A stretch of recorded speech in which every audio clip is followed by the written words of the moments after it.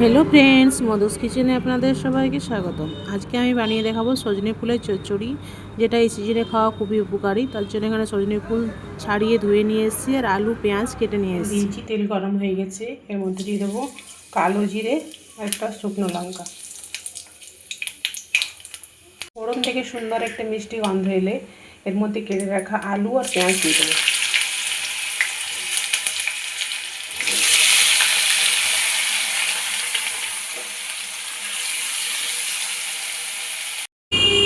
এর মধ্যে আমি সামান্য একটু লবণ দিয়েছি, নেড়ে চেড়ে ঢাকা দিয়ে দেবো। আলু পেঁয়াজটা আমার ভাজা ভাজা হয়ে গেছে। এর মধ্যে দিয়ে দেবো এই যে এখানে আমি সামান্য একটু সরষে, ছোটো 1 চামচের মতো, 4-5 কোয়া রসুন আর 2টো কাঁচা লঙ্কা বেটে নিয়েছি, এটা দিয়ে দেবো।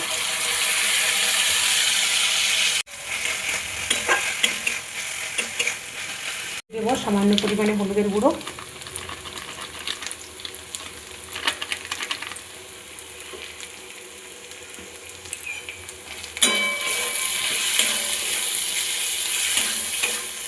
হলুদের কাঁচা গন্ধটা চলে গেলে এর মধ্যে দিয়ে দেবো সজনে ফুল।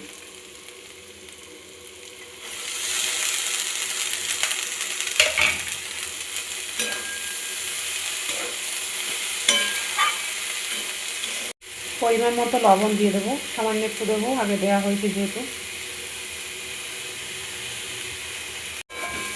এরকমভাবে বানালে সজনে ফুল খেতেও খুব ভালো লাগে, কষাতে কষাতে ভালোটা লাগে না। আরও 2 মিনিটের জন্য ঢাকা দিয়ে দেবো। ওটা দিয়ে যেহেতু একটু লেগে লেগে যাচ্ছে, তার জন্য আমি এর মধ্যে একটু জল দিয়ে দেবো।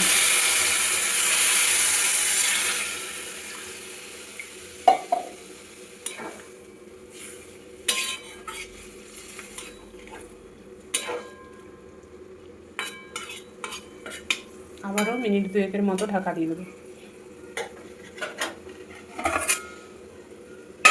সজনে ফুলের মধ্যে দেবো সামান্য পরিমাণে একটু চিনি।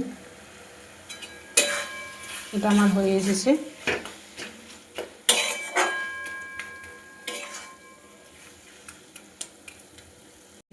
এখানে আমি দিয়ে দেবো 1 চামচের মতো কাঁচা সরষের তেল।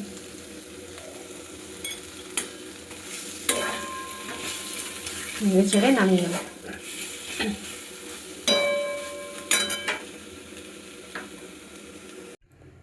তো বন্ধুরা, আমার আজকে সজনে ফুলের তরকারি আপনাদের কেমন লাগলো অবশ্যই কমেন্টে জানাবেন। আর যদি ভালো লেগে থাকে চ্যানেলটিকে সাবস্ক্রাইব করে পাশে থাকার অনুরোধ রইল।